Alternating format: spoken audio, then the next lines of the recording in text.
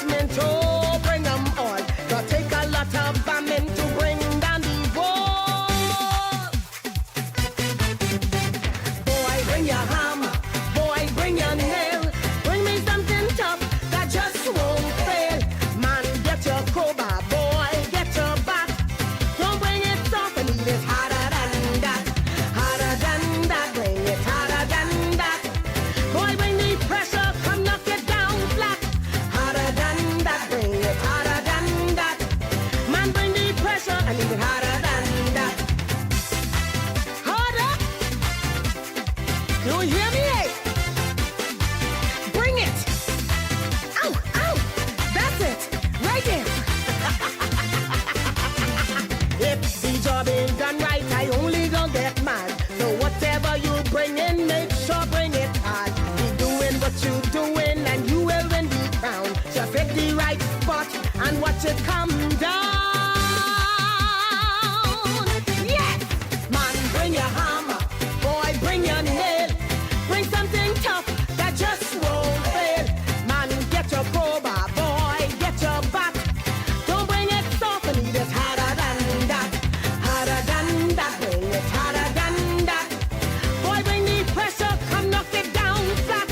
Harder than that, bring it harder than that. Man, bring the pressure, bring it harder than that. Boy, bring your hammer, boy, bring your nail. Bring me something that just won't fail. Man, get your crowbar, boy, get your bat. Don't bring it soft, I need it harder than that. Harder than that, bring it harder than that. Boy, bring the pressure, come knock it down flat. Harder than that, bring it harder than that. Man, bring the pressure, bring it harder than that.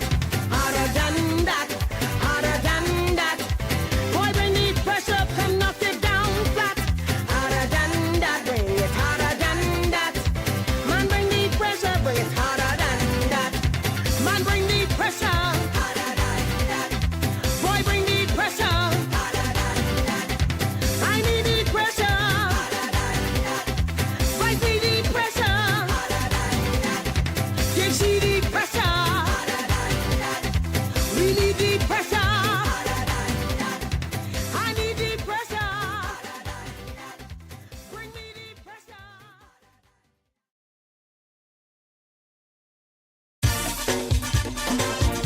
Totals!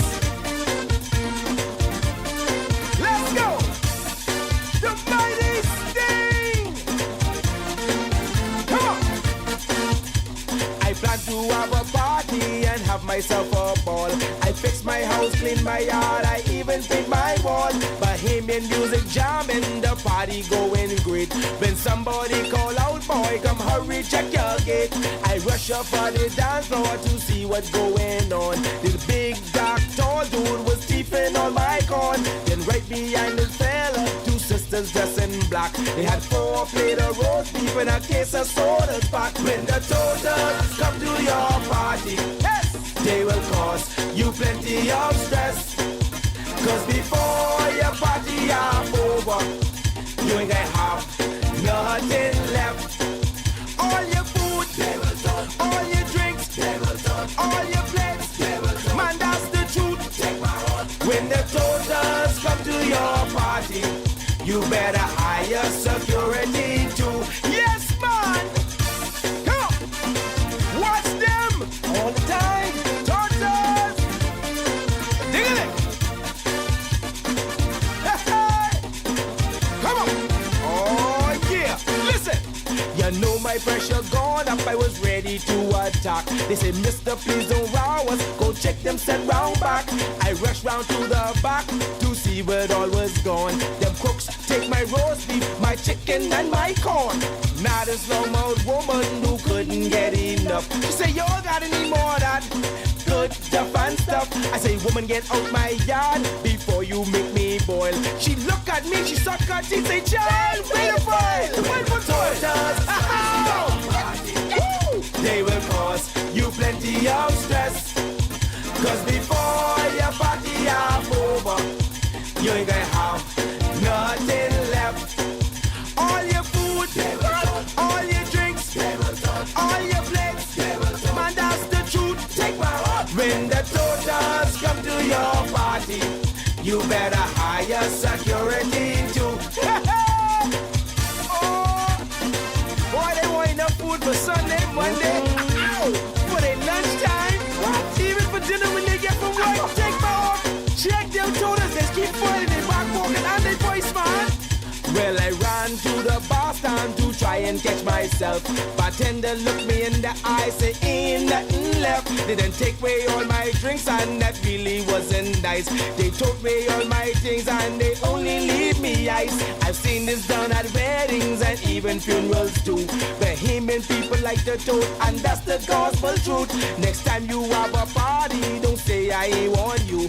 Watch out for them totals, cause they will torch you too. When the totals come to your party, they will cause you plenty of stress. Cause before your party half over, you ain't gonna have nothing left. What? All your food, all your drinks, all your plates, man, that's the truth. Take my heart. When the totals come to your party, you better hire security too.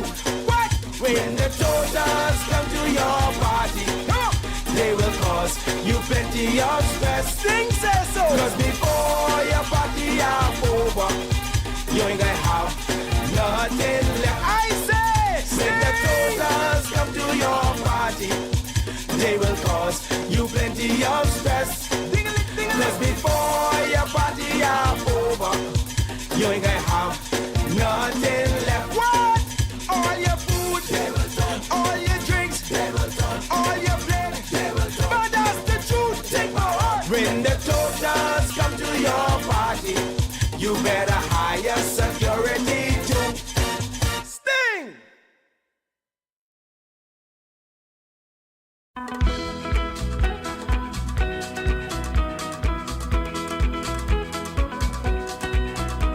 Sugar, coconut, choo-choo plum. Girl, where you coming from? Tamarind, sour, salt, and green chili. You must see, think we silly. You jump on the bike, go to the post office. Jump off the bike and buy one stamp. You put the stamp on a letter. Send a letter to the one you love. Girl, tell me, who do you love? I tell you I love nobody. Sugar, coconut, choo-choo plum. Girl, where you coming from? Tamarind, sour, salt, and green chili. You must see, think me silly. You jump on the bike, go to the landman. Jump off the bike, pick out one lot. Save your money every weekend and put a little bit down on your lot. Boy, tell me, who do you love? I tell you I love nobody. Sugar, coconut, choo-choo plum. Boy, where you coming from? Tamarind, sour, salt, and green chili. You must sit and be silly. You jump on the bike, go to the dressmaker. You get measure for one gown.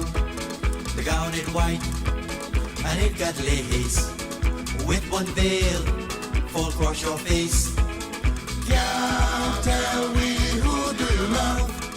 I tell you I love nobody. Sugar, coconut, choo-choo plum. Girl, where you coming from? Tamarind, sour, salt, and green chili. You must see, think we silly. You jump on the bike, go to the hardware. You buy some lumber, you buy some nail. You take that lumber to your lot, and with that lumber, you build one house. Boy, tell me, who do you love?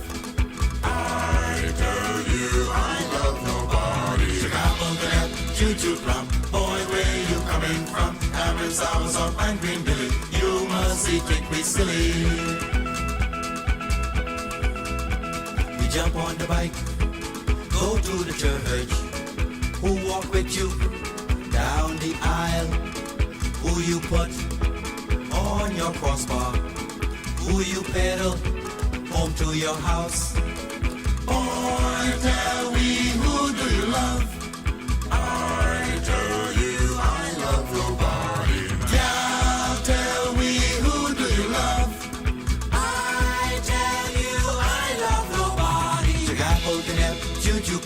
Where you get them children from? You must say, think me straight. They come from Eden Village. Sugar coconut, juju plum. Boy, where you coming from? Cameron, Sours up and Green Dilly. You must say, think me silly. Sugar coconut, sugar coconut, sugar coconut, sugar coconut. Cameron, Sours up, Cameron, Sours up, Cameron, Sours up, Cameron, Sours up. Sugar coconut, sugar coconut. Cameron, Sours up, Cameron, Sours up. Sugar coconut.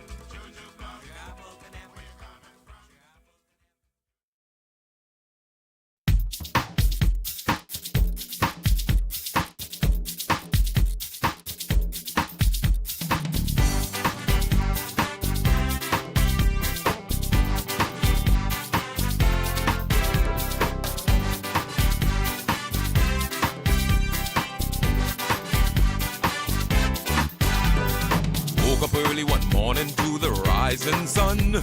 It's bonefish season and they on the run. I gotta find bonefish Foley to catch me some. See, when it comes to bonefishing, he's number one. He's bonefish Foley. He's so meek and lowly. Bonefish Foley. He's the one and only. Ugh.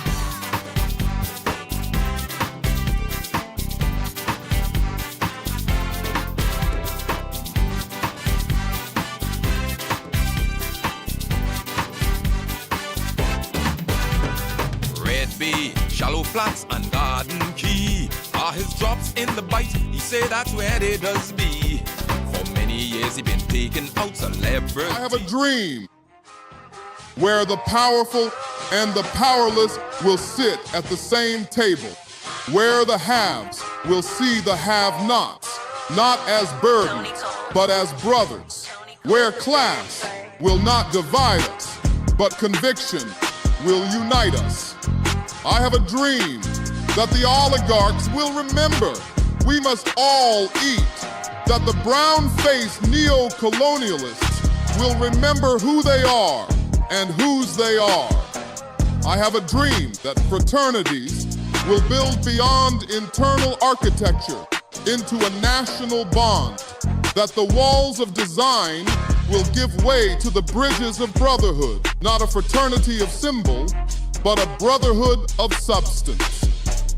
I have a dream that we remain focused, that we stay in our conviction and remain fearless, that we double down, fortified, to return this Bahamaland to the foundation.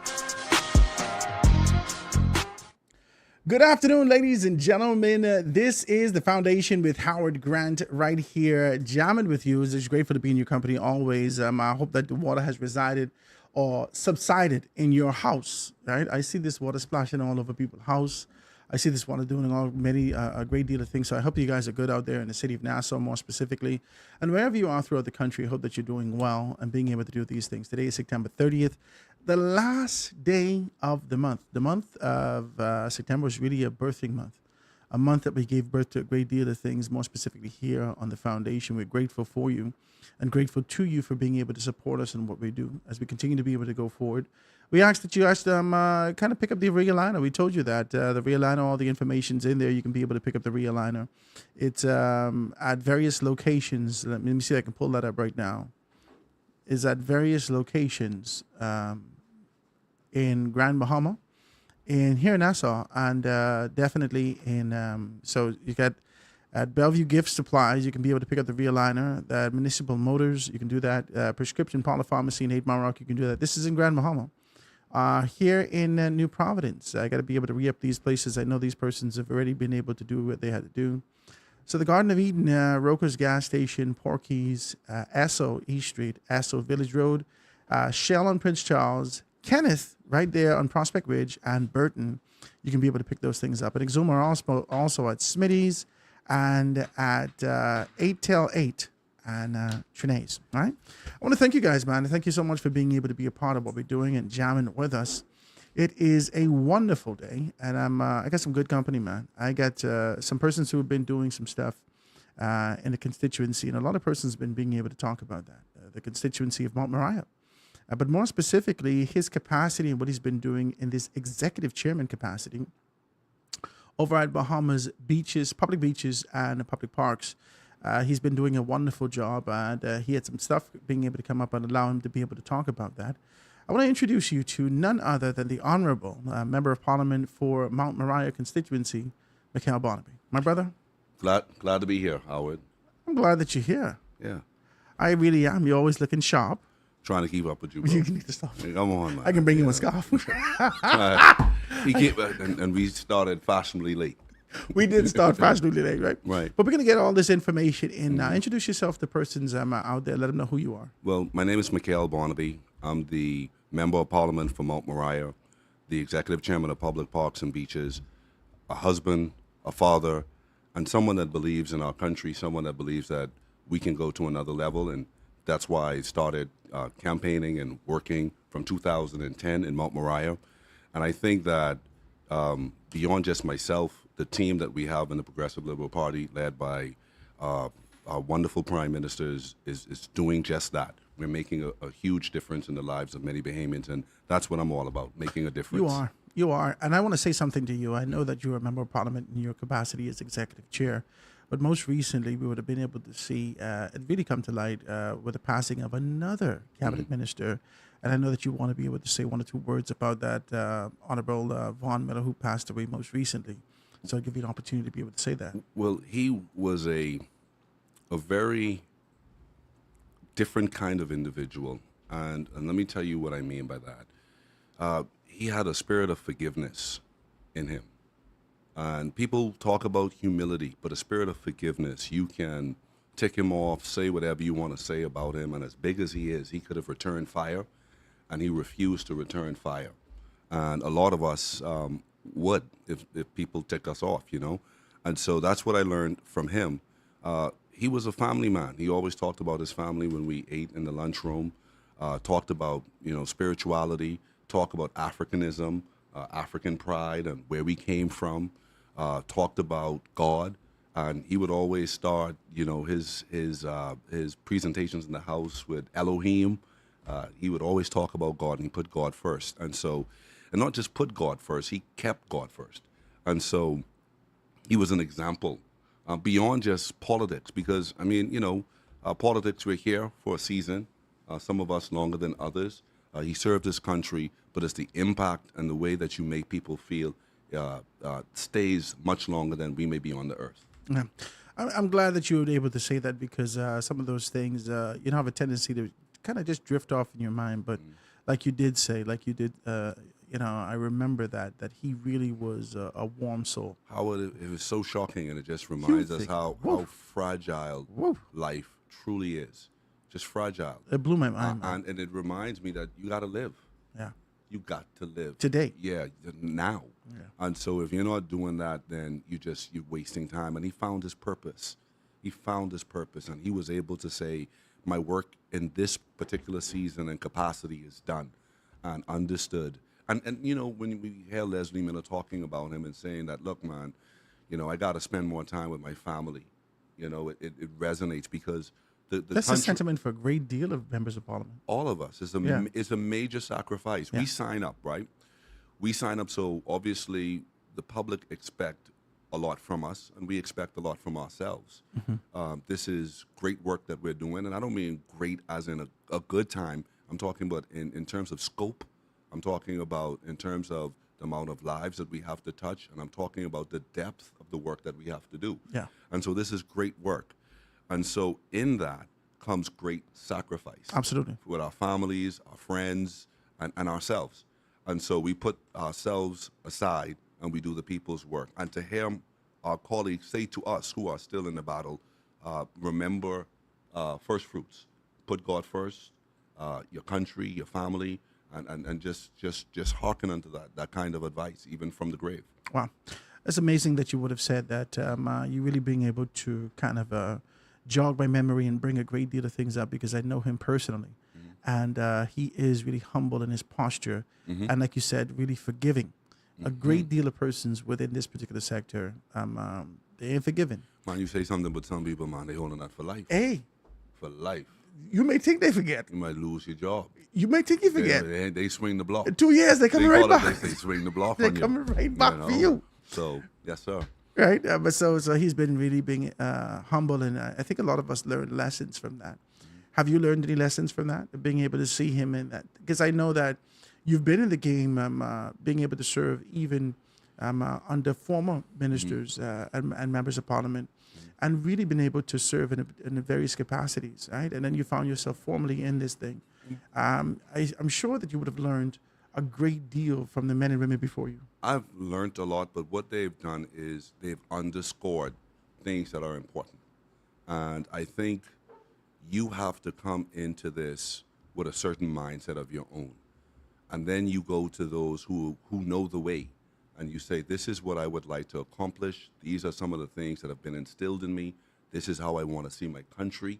And if we're just talking specifically to those who've gone before us in terms of politics, you sit with them, you talk with them, and you learn from them. Because it is completely different from when you're campaigning, Yeah, from when you're in governance. yeah. Governance is a totally different kettle of fish. It's very expansive. I don't think people know that. You go from debating a budget, and then you get a call, and the calls that I welcome, and Mama Roll can call you and she can say, "Yeah, Barnaby, you did good in the House of Assembly, but I get one dead dog in the back of my yard. I need you to move that. Right away. I need you to And move you got that." to move.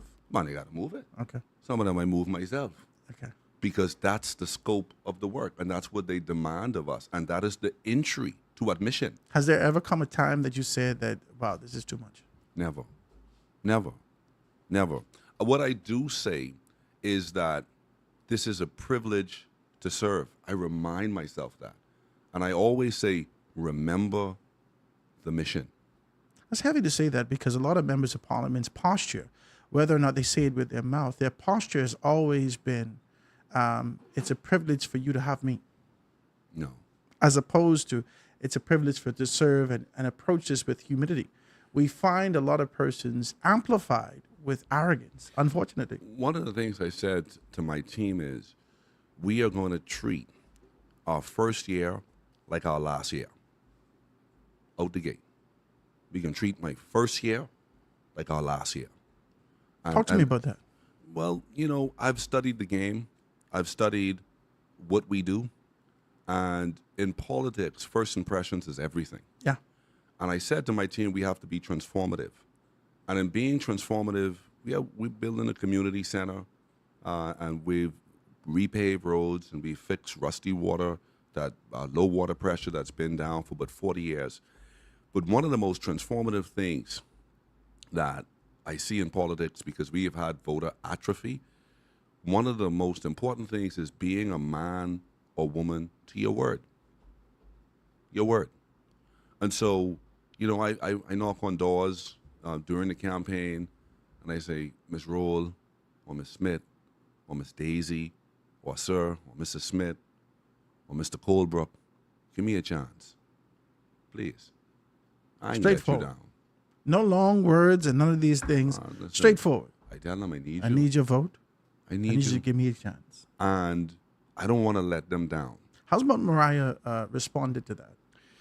Well, initially, we won in 2021, the 16th of September.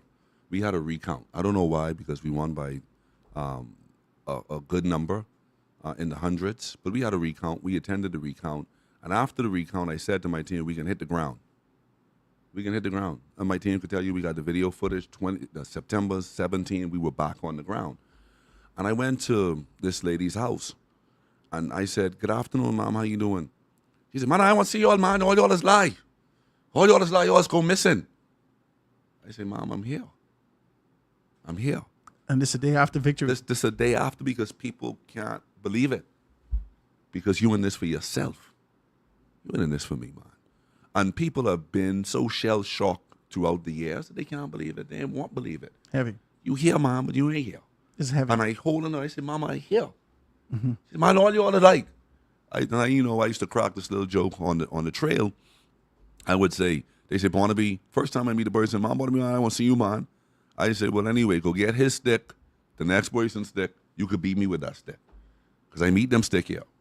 And so I knew the pressure that was on. That's heavy, Not what you're just saying. on me, but on them. But listen, and you know, a lot of people wouldn't be this frank.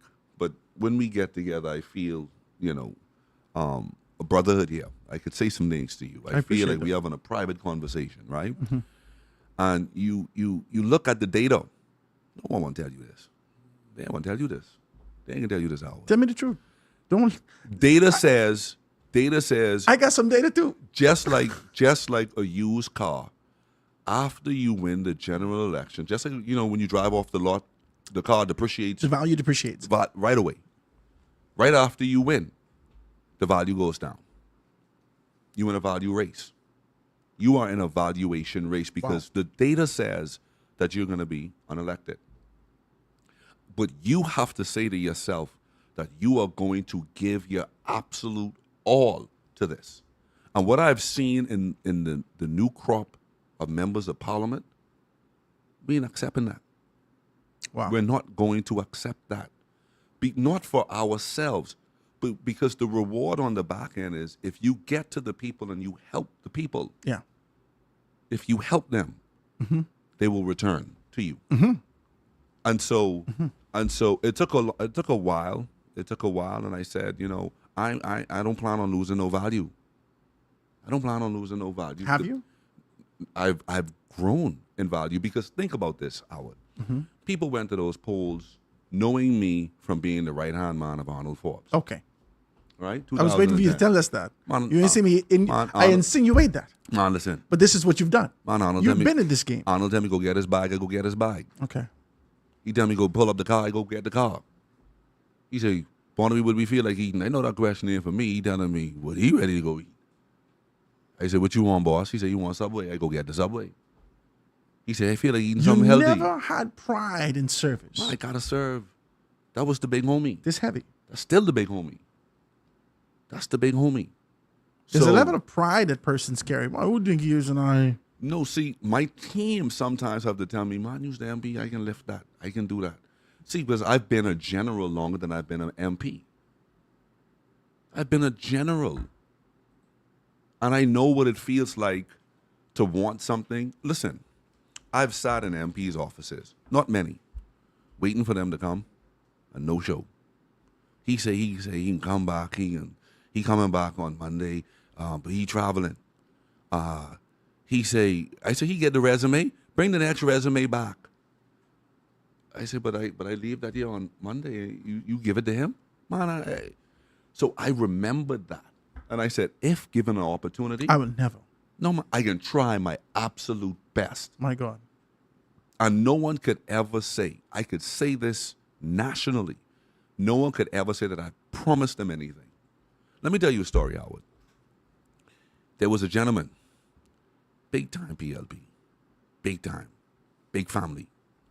During the election, he said, man, Barnaby, I know you're going to win. I said, how you know I'm going to win? He said, man, you're going to win. He said, come here. He said, walk right there.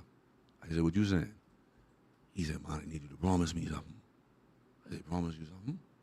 I said, what you want me to promise you? He said, I want X, Y, and Z. I said, but I don't even That's know three where- things. That's a lot. I say, but He I need to say, calm down. right. And I say, but I know where the boss can put me. So I can't tell you, I can't do that. I can't make that kind of commitment. So he said, Barnaby, look inside the house, man. So I look in the house, but 7 of them with BLB shirt on. He come back out, he said, Barnaby, I need you to promise me. All of them is yours. They're yours. So I say, sir, I can't do that.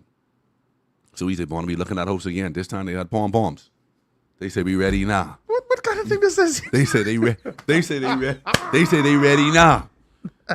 So I looked at him and I say, sir, to be honest, I still can't promise you. I can't. So he said, boy, I want to use something else, you know. He said, well, then lie to me. Give me something to hold on to. So, but I was committed and I was able to sort him out after we won because I know that whatever you say And on you ain't that sure if you get campaign- all. You ain't sure if you get all 8 votes. I got all 7 of them. You get all. Because I saw him on election day. Praise God. He said, Barnaby, They still had the shirt on and he the pom-pom. Man, he said, listen to me. He said, Barnaby, you're going up 7. Praise God. You're going up 7. I know, but everybody else on the line, but you're going up. And I had a lot of people did that. And going back, like a Baptist preacher, to what you said, did you get stronger? Those people didn't know me. They know me now. They know me now. They know what they are getting in their MP. It's heavy what you're saying. Yeah, man, they know me. I like this. I like this kind of conversation, you know. They know me. I like this kind of conversation. You could get me, because they get me 10 o'clock at night. your 12 o'clock. opponent, your former opponent, who is now your current opponent, Yes, sir. right? He was dead fast and set. You know, I did a couple interviews with him. You know that. I saw you. Yeah, you did too. Yeah, man, right by the constituency You're making me office. seem like I do something wrong. No, He said, man, you got to do I your see thing. you, Howard. Do your thing. Right? Do your thing. Be ready. So listen, he was adamant about the fact that he was going to be able to be victorious in this constituency.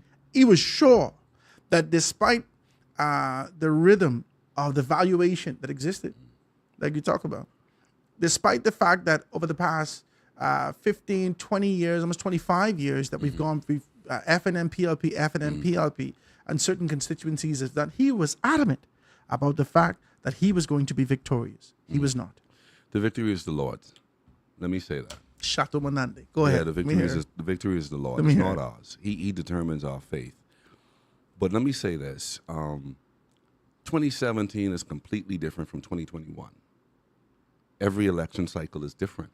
I've heard this before. Yeah, man. If you go in there, 23 ain't 45. yeah, man. That's Jordan. Yeah. And we come back like Jordan waving the 4 or 5. Yes, sir. Yes, sir. We could do that. We could do that too. But the thing is, 17 was completely different. There's a line in The Wire where they fight on that lie. Slim Charles said, we can fight on that lie. And they fought on a lie. They said, where the pot money gone?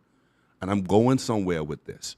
It was smooth sailing in 2017 for good members of parliament on the progressive liberal side. Good members of parliament lost.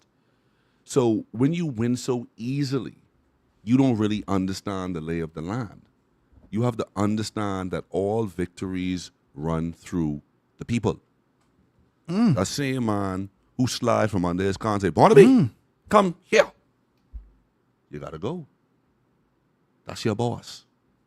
And you have to remember that. See, listen, I didn't apply for a ministerial post. I applied to be the member of parliament of Mount Moriah. Ooh. I didn't apply for no ministerial post. Ooh. I applied to be Isn't it crazy? the member of parliament of Mount When Moriah. you see some people. So I need the 3 Jeeps. Hold on. Wait. I need them. Wait. I need the 3 Jeeps. When you see some people, because need the police that's a reinforcement. vivid picture popped up in my head just now. Yeah. I applied to be a member of parliament, Mm-hmm. not a minister. That's what I applied for. There are some people that show up right away with the posture Yeah, man. and the language of a minister. You hear some of us before you You see wouldn't even us. get the language of a servant. Yeah, so for me, see, I know the fellas through Derby Road. I know them through Melbourne Road and Major Road. I know the people through Sister Maria Ramin, Halifax, Blenheim. I know them. And so I know if you don't perform, you're gone. You hear me? And sometimes you perform and still be gone. So I got to start there and stay there. I like this posture. Yeah, man, I got to stay there. I with them. Now listen, it They with me, seems I with as them. though in your capacity as executive chairman of Beaches and Parks, you would have taken over from Shannon Dawn, Shannon Dawn Cartwright, who was there for the former administration, Right. and you would have met some things out of order and done some best. I got to say it like that. I got to be decent, right? And you done your best to kind of put it together. Most recently, you would have been able to had social allegations levied against you, and saying the monies are short, these things are happening, so forth and so on. I want to ask you this question. Right? You could tell me about that, but I want to ask you whether or not you feel like there's a target on your back, more specifically for the individual that you had gone against in your MP capacity, Right. in your constituency capacity, and also taking on this particular charge. Because do you feel where I go? Yeah. I try to be decent with yeah, it. Yeah. I Okay, mean, good. the thing is, people say, I don't say, People say, the fellas say, you know, you got powerful families against you. You know, people say, I don't say, they say. Every time I tear open the newspaper, I say, They what say the hell is this? Don't make no allegedly, sense. allegedly, you have the big brother of someone who is right against you That's what every people say, single though. day. That's what people say. Okay, I don't praise say God. that. I don't, because I believe in the fourth estate. I believe in journalism. I believe in integrity. I believe in that. And I believe that the majority of Bahamians also believe in that and practice that. We have to respect our professionals. But then there's some people who behind me whisper in my ear and say, you may believe that, but I think you got a little target on your back. But, you know, I mean, I losing a little bit of weight, so the target getting a little smaller. You see? And so they say, so-and-so sister want to protect so-and-so brother, and then it trickles down to the That's what rest of the people say. family members. That's what people say, allegedly. The I same don't people- say that. The same people talking to me, I guess. Yeah, that's what people say. They wouldn't stop. But the fact of the matter is, when you enter frontline politics, Okay. a great MP and a very senior person in the Progressive Liberal Party, before I was elected, he said, I'm just before being elected, just being a candidate, he said, your life will never be the same. Because it's not about the truth for some of them. It's about winning at all cost. So they're not going to talk about the Moby Mat. Talk about the Moby Mat for what? For the handicapped people. They ain't got no time to talk about that. We got to win. They got to win. They ain't going to talk the They're fact more that... interested in being salacious. Yeah, they and can- sending you things and say who did what and boom, boom, boom. Listen to me. In 2010, the authority was created by an act of parliament. Right within the act, it says you gotta file your financials. Table it in the House of Assembly. Never been done before. I have all of them now. Each and every one of them. 2010, 11, 12, 13. Sorry, we have 14. We started with 14 because it's 10 years. Sorry, correction. We have 14, 15, 16, 17, 18, 19, 20, 21, 22, And you have all 23, these. 24. I have all of them. And we're just going to wait for execution of all of them, and then we're going to table them. See, there's a difference between governance and politics. That's governance. You That's think the fiscal lines are blurred? responsibility. You think the lines are blurred in our society? It gets especially blurred when it comes down to the final push of an election year. See, because governance is having two sets of accounting teams from two different companies come in and audit the authority. They don't work for me. Yeah. They don't work for me. They don't fraternize with our staff. They come in and they do the job. Yeah. Let the chips fall where they may. And they come in and they do their work for 2.5 years. Remember when Barack Obama had Obamacare? I do. He fought for Obamacare half of his term. People say, man, Obama need to ease up on Obamacare. He wasting his time. People come to me and say, man, boss, you got time to worry about this? And what I learned and discovered, I said, man, I want the audits for when I'm here because I want to produce them. They say, Chief, you can't just audit your years. You got to go back from inception, from the first check. And you have all those. Howard. That's crazy. And so we hired a team of accountants. They were there. The Parks and Beaches staff could tell you they had their own office. For the first year and a half, it was just compiling all of the checks, compiling all of the bank accounts, putting everything in order with the banking records from inception, because you cannot get into the audits without first doing that. For a year and a half, 2 years. They're right there. And then after that, those persons who would have prepared those reports can't audit themselves. So you have to bring in another team to audit that work. So if there was something to hide, if there was something nefarious, we would not have done that. That's the first thing I was about to say. And so, see, governance is man born. You know, I went to. Let me give you an example. I went to an elderly gentleman's house. He sit right by his window every time we come to his house. He's a big nightmare for them. And I'll go to his home. I say, so-and-so, how you doing? This was like the first time I went to his home. Man, come from around my yard, man. Come from around my yard. So I say, okay. So I made him laugh. I said, man, if I go to my car and take the yellow shirt off and put on a red shirt, I'll be decent then. Because he said, man, y'all ain't decent. Y'all ain't decent. So, but I said, if I go and I take this yellow shirt off, because you don't know me, and I put on a red shirt, will that make me decent? That's politics. So it is not about whether it's truth in that. It's let me go to a park that we know was break down for 15 years. Park that was break down, or a bathroom that was closed when we was children.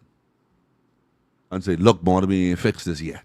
Yeah, there's an audit being done on that also, and the Guardian being able to go down to various parks and beaches, and that's what I said. It seems as though after someone was nominated. It seems as though after someone was that's nominated. what I'm trying to tell you. That's all I'm trying to be decent with you. It Yeah. seems as though, because I've been there, See, but the thing is, and this ain't never happened before. all roads run through the people.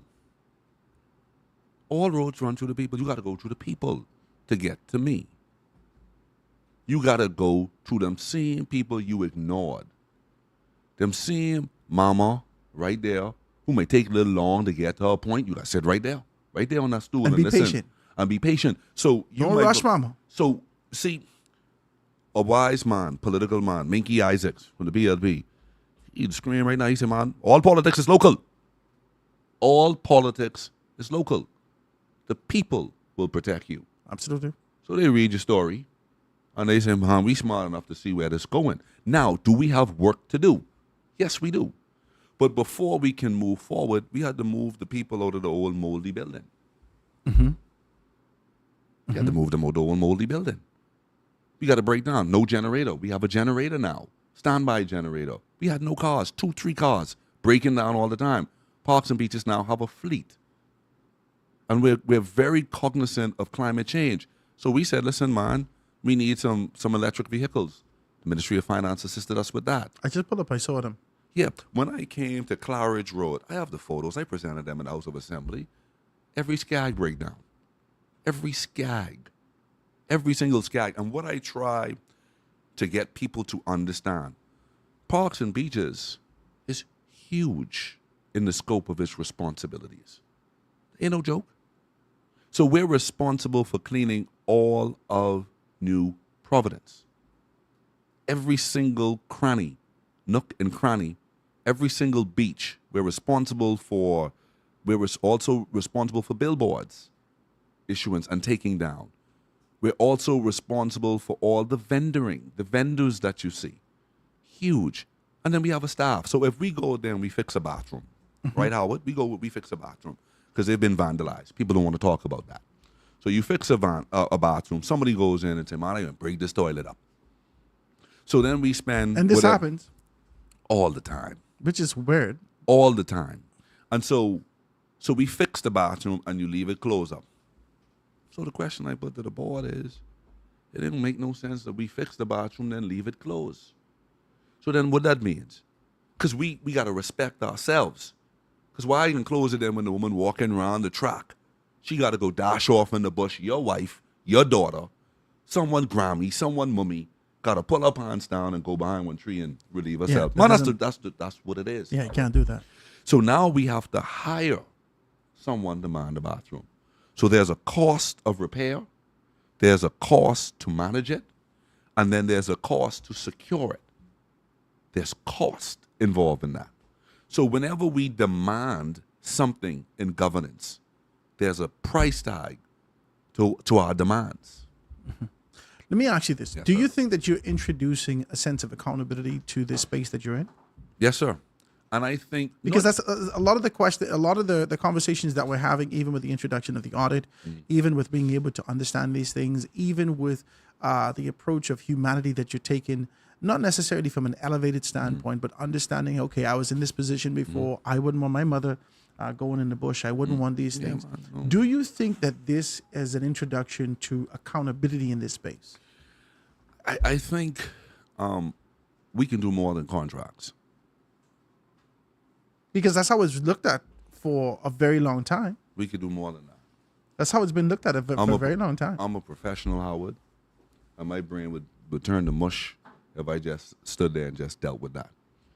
This ain't just about Jess Road. And we invite the criticism. Let me say that. Because criticism sometimes kindles activity.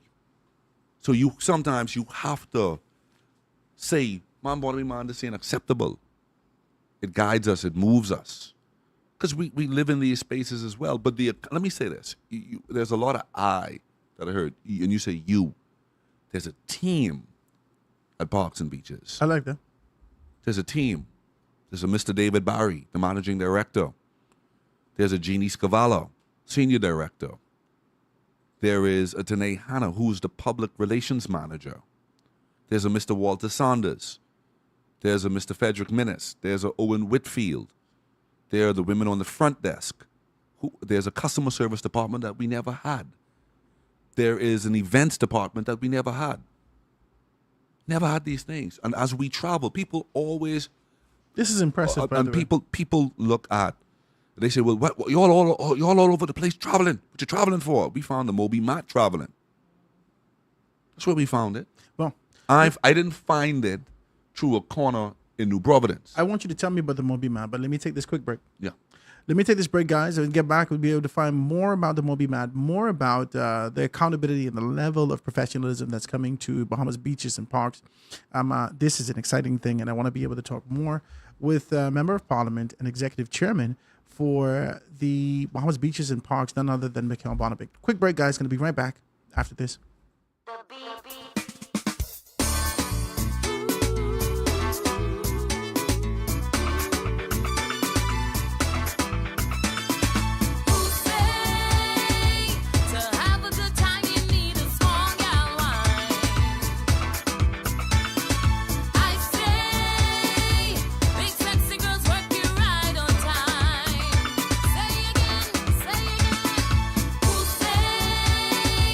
To get a good man, you need a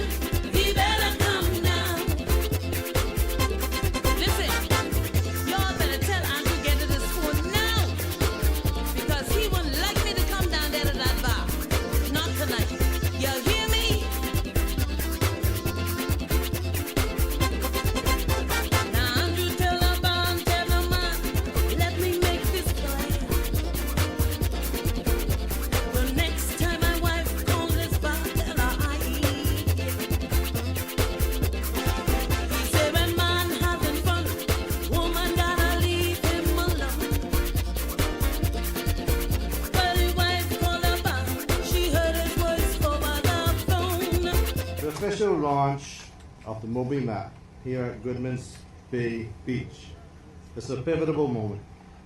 This initiative represents progress in a very real and visible way. Progress that brings greater inclusion, sustainability, and access to one of our nation's most treasured natural resources. It is through initiatives like this that we can make meaningful strides toward a more inclusive society. Too often, we take for granted that we can step out of our cars, walk down to the shore, and dive into the sea. But for someone in a wheelchair, that simple joy is almost impossible. The Moby Mat changes that reality. It represents inclusion, accessibility, and dignity.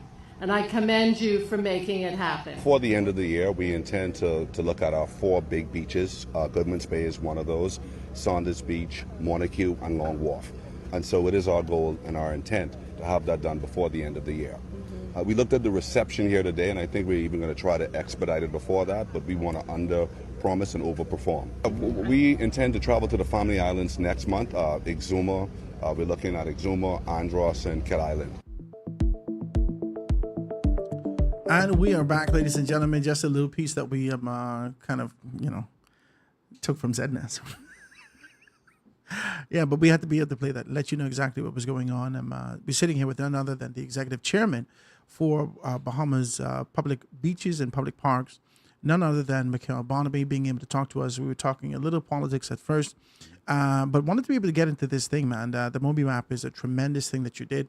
The concept and idea, one of the things that in our country, for decades now, the disabled community has always been able to say that we're an afterthought, right? There had to been, at one point, this sort of agitation to say, hey, listen, we need rails to get it built. We need a slope. We need this. We need that. No one has ever taken into consideration this sort of an idea to give persons this liberty, access, opportunity to be able to enjoy something that many of us in these islands, this island nation, right? Many of us take for granted.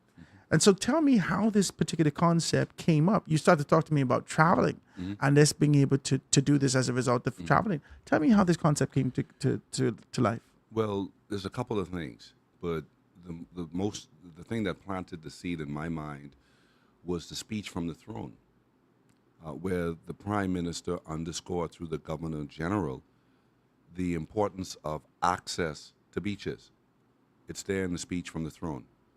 And so one of the things we did as a board was first we hired a qualified Bahamian to provide us with to identify all of the access points for public beaches. And we've sent that opinion off to the Office of the Attorney General for his legal opinion as to the first opinion that was provided. And so, again, the scope and breadth of the work that we've been doing is far beyond what sometimes the public may see. That's the background work. And so when the Prime Minister said that, I said to the board, access is important, not just for those who are able to move on their own speed or their own power and under their own will, but we also said that we are a government for everyone, inclusivity. And so I said to my team, we have to travel. We have to learn. The authority must learn from other authorities throughout the world. Some authorities are 50 years old, 60 years old. We don't have to reinvent the wheel. Makes no sense. And so on one of our trips, not very far, right in Florida, we found the Moby Mat on one of the beaches. Right across the street? Right across the road. Couple dollars. Nothing to dog about. I'm going to lie to you. I look at that and I say, this feels like a European thing. Yeah. And so we went right over to our brothers in the U.S. And I said, listen, what is this? He said, man, you could push people on this, and you could do this, and you could do that, and we'll get into that. And I looked at my team of executives, and I said, man, we got to do this. We got to do this. And I told the board, and I went to my board of directors, and I said, team, you can't lose if you do this. This is bulletproof. Nobody could ever say that this is not a good idea. Because you think about that when you're spending funds. You think about that. And then you think about the hundreds, thousands of Bahamians that are handicapped. And then you begin to learn a little bit more about the usage of the Moby mat. So for instance, strollers. Because you're just thinking about people who... Baby strollers. Yeah, baby strollers. And then you also have the adult push. I think the strollers as well. The adults push. The elderly to move about. And then you have people who have issues with walking on the sand. Muscle issues, nerve issues. And we don't like to talk about this, a lot. Let me don't say we, but a lot of us don't like to talk about our African history. I'm a Christian, Baptist Christian. But we believe in the healing powers of the sea. Mm-hmm. Man, you get sick, the old people tell you, go down to the water. Go to the water. Yeah. We have Let the water run over your head, baby. And we got my grandma tell me that. And you gotta wade in what? In the water. You gotta wade in the water. And so we understood the importance of getting people into the water. Mm-hmm. That's we thing. Mm-hmm. You gotta understand that. We need you to understand that. I understand that. So I and Akbar knew when I get put in a position. And so then we got stories right on the day that we were opening, and then we saw people right out there lifting people out of the car. Heavy set people who've been in the hospital with bad sores. They want that salt water to run through their body, clean them up. And their brother gotta come and the mummy gotta come and no dignity. Your little shame. It don't look good. You're hailing people while you're living. Hey, what you say? People asking you need some help with that? And we say, no, man. When we started in our blueprint for change, when we started with our blueprint for change, we said we want to bring dignity back to Bahamian people. I like it. And that's not just in the same when you say thing. dignity back, this was never even, I don't think, I've never heard of this until you did it. I can be honest with you. It's a first. I've never heard of this until you did it. And so dignity back in this particular, this is the introduction of dignity. This is what I was about to say. Social service has its role to play. But we have to sit down and we have to be very ingenuitive in what we do. So what role can I play in bringing dignity back? Mm-hmm. I like on the police force. What can I do in bringing dignity back? What can I do as a defense force officer? I like this. What can I do as NIB, as a security officer, to provide dignity to the average Bahamian person? And when we looked at it, we said, listen, man, this is something that is going to impact the least of us. Let me say this to you. When I met with my team after we won the general election, I would meet with them every morning. Mm-hmm. And I would say the same thing to them about the constituency. When I leave, before I get into the parks and beaches, I stop by the constituency office. We sit down in the boardroom, and they know what I can say. They just waiting on it. I say to them, I say, listen to me. We are going to help the least amongst us. And they say, okay, what that mean, boss? I say, don't tell me who is most likely to succeed. Tell me. This is a biblical principle. Who is most likely to fail? Tell me. Who hanging on by a thread? Where he is? They say, man, Ninja need a job. Call Ninja. But Ninja ain't never had no work. You know what is hiring Ninja them? I said, call Ninja. He working now. Call this one. Why he ain't working? Oh, this man might not be able to read. Might be a little shame. We can help him too. There's something for him to do. Yeah, that's pride. Mm-hmm. Or they'll jump through your window. Mm-hmm. Or they live a life unfulfilled. And so when we see the organic videos, not the public relation videos where people say, I taking mommy down to the beach. And mom might be quadriplegic and her body can't move and is twisted. And she just put her toe in the water. Just put her toe in. And you see a little tail come out her eye. Because I always say to people, Howard, that when I go to their doors, especially the elderly, I say, man, they say, man, Barnaby, why should I vote for you early o'clock? Why should I vote for you? I said, because I'm a return on investment. ROI. I said, I'm a return on your investment. I said, you pay for me to go to school. I may not be your child, but you pay taxes. I'm in the private school and public school, so you cover that bill for me. You cover that bill. That's how I was able to get an education. So I owe you this. And I say, don't chop me down because I'm a return on your investment. I'm an asset. And I want to be a blessing. And so at Parks and Beaches, when we decided, and my board, the board of directors, all of them signed off on it. Mm-hmm. And they were happy about it. And to see it for those who are amongst us. So we look at the blind are able to also use the mat, Howard, the blind. People who have canes, because if you go on the beach with a cane, you know that's a problem. You can't navigate with a cane because it's soft. Mm-hmm. And so, you know, this it shows what we can do if we just for a moment put down our political spares, put down the fighting, and come together with some form of unity to make a difference, you know, and grow wherever the Prime Minister put you. If he put me, yes, sir. If he puts me at Antiquities and Monuments, I gonna go fix Columbus' leg, man. I gonna go fix Columbus' leg. I gotta laugh. Can they even find that man beat that the pieces? So the point is, no room for crying. Work where you are, grow where you are planted. That's it. I like that. Because people are counting on us, Howard. And it's a first. We had the first Family Island division at Parks and Beaches.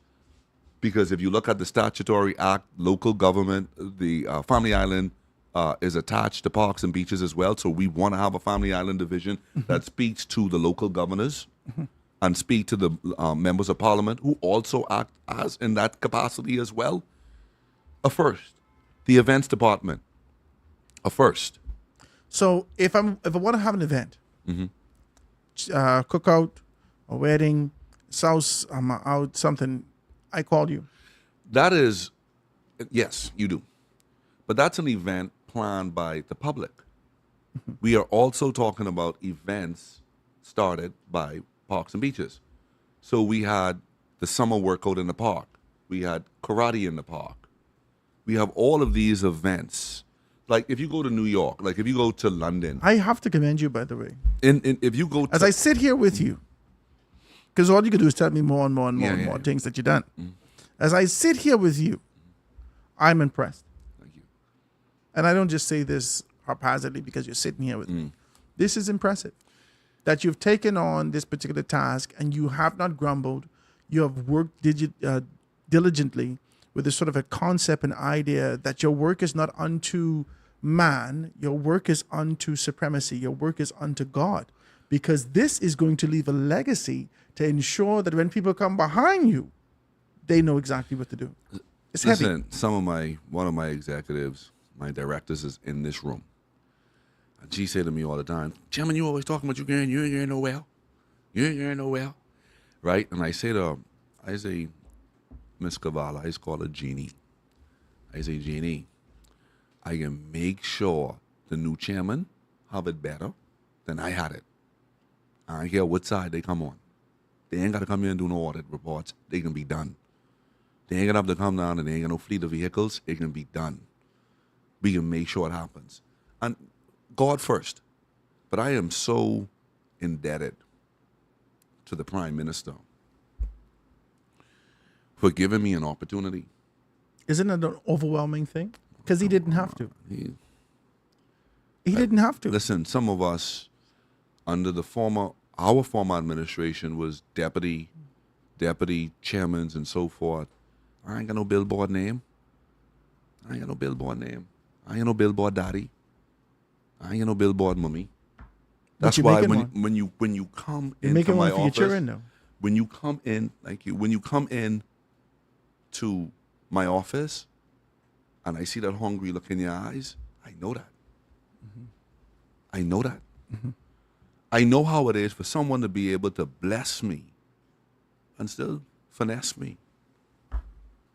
They won't help you. Nah. So I know about that. So I cannot say to the Prime Minister that I care about him without doing some work. I slapping up. If I there in the photo and I won't be to all the events and ain't nothing wrong with that. But work. Work. You know, Because if there's one Prime Minister that deserves a second term, it's Mr. Philip Brave Davis. I had an opportunity, and I ain't gonna tell all the story, but I can tell enough of the story so you could understand.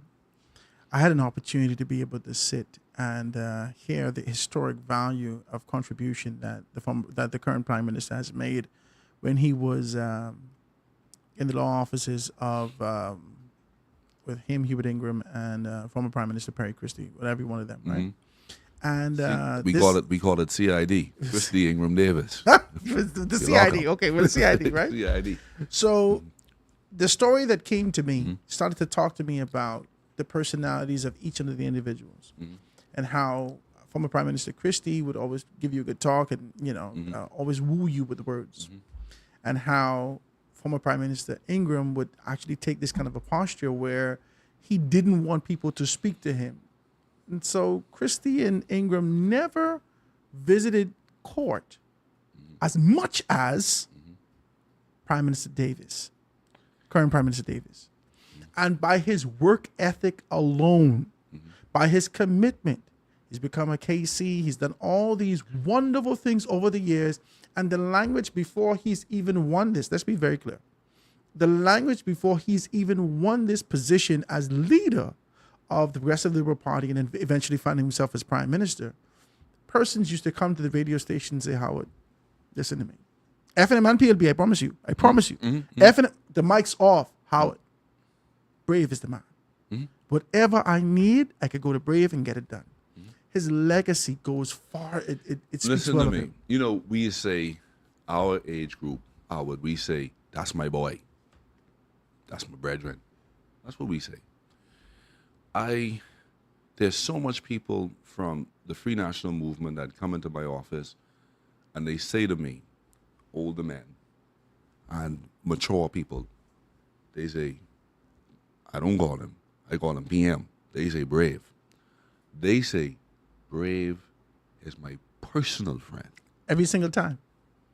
FNM, PLP, every single time. They say he is my personal friend. I promise you. So I started saying, who calling me their personal friend? Who? And he will call you in and say, help people. Help people. Wow. And he, as you said, he just started doing that. We could go Before on. he was even in this leadership capacity. But you said something, you know, and People. FNM and PLP. And I think that wasn't just revealed to you by man. You know, I think that was, and let me say why. Because when you say that he was left in the law firm, who do you think comes to the law firm? The infirm, the broken, the scared, the sick, the troubled. It was the divine thing then. So when they leave you there on the what is perceived to be the bottom, you're building a foundation. Listen, and he scratched his way right up to the top. That's the boss. That's the boss. I got to commend him. And I got to commend him for being able to identify the talent that exists with the team that is around him, the talent that exists in so many persons and putting them strategically He in fosters this that. position. He fosters that. And this is why, like I was saying to you off when we were on the break, I said, you know, in some political parties and sometimes even in ours, in our history, some of the members of parliament begin to eclipse the party. Ain't none of us bigger than the brand. It's the Progressive Liberal Party. Well, you know, the mother fellas keep fighting because everybody so- bigger than the brand. And so I make this. and so You need me. and what does that go back to? Let's talk about the brand. then it means you have to go back to our Constitution. Huh? Our ethos, our philosophy, what we stand for. That's bigger than me. So if I walk outside and that's the last time you see me, what the PLP stands for, that's the bedrock. None of us is bigger than the bedrock. Absolutely. And we say this, and we say this on so many occasions. Adriana used to say to wipe every tear from every eye. And it is an impossible mission. But it means that we have set out to do the impossible and never get weary in well-doing if we faint not. I like it. Yeah, man. And we ain't fainting. My brother, I want to thank you so much for being able to sit with me. I want you to talk to me about what's next for beaches and parks and what you're going to be doing in those particular capacities, what we can see in those areas, and sort of let persons know when your constituency office is open, so forth and so on. Well, the constituency office is open between 10 to 6, Monday to Friday. Where's it located? It's located right at the six-legged roundabout on 21st Century Drive. Most people know it if you say ISD. That's where you go to buy concrete, cement, right there. So we've been there for at least 6 years now.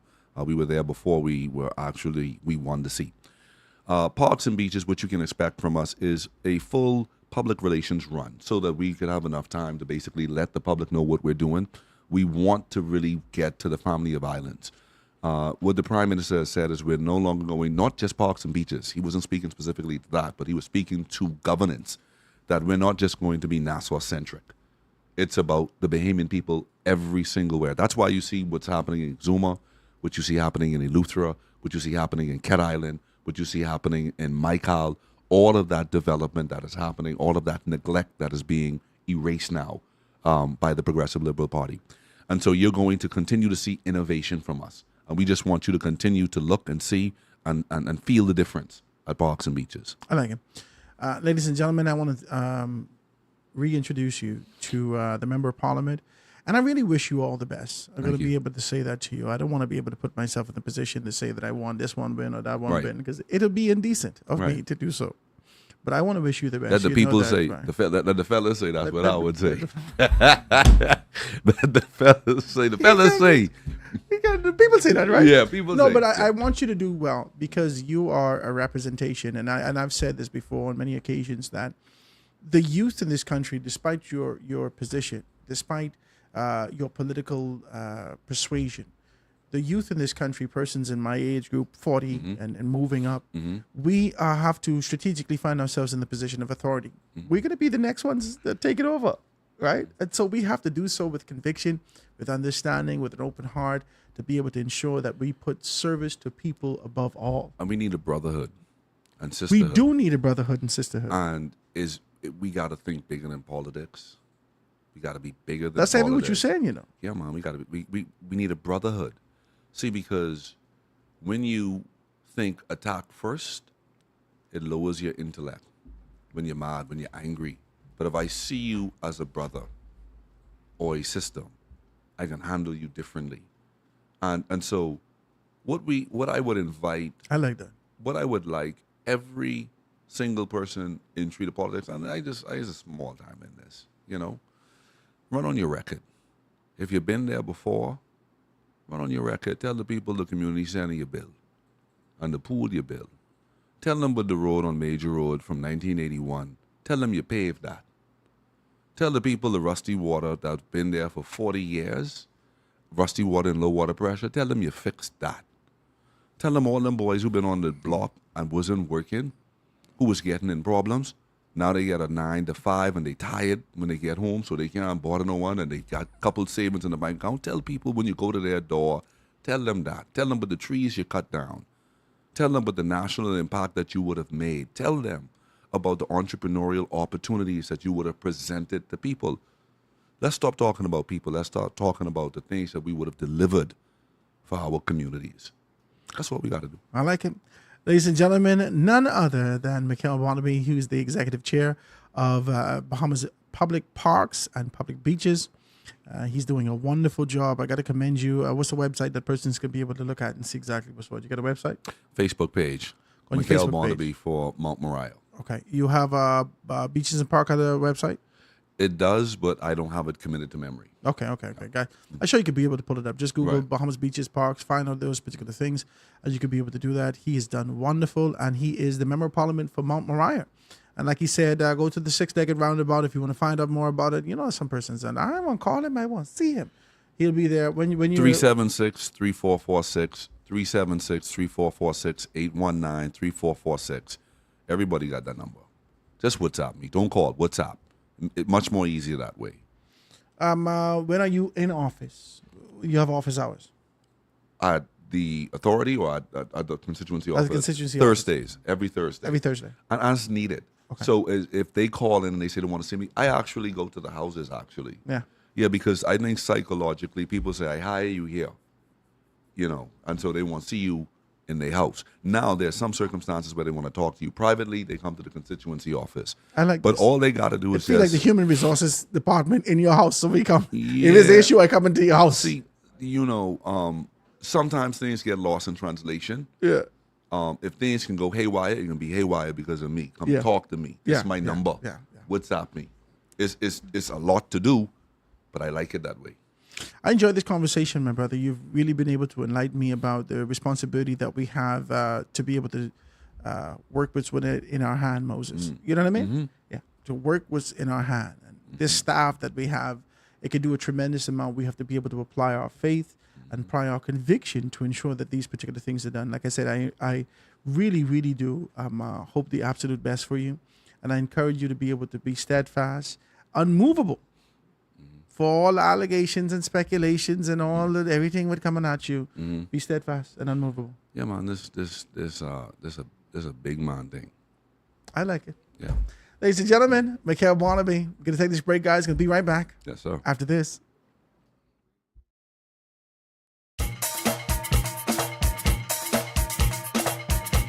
Yes! Come on! Woo! You know what you don't want? Stick and move. Bring it now! Look. Come on! Let's go! You sneak into the dance hall, you stand there rocking shy. Walk on over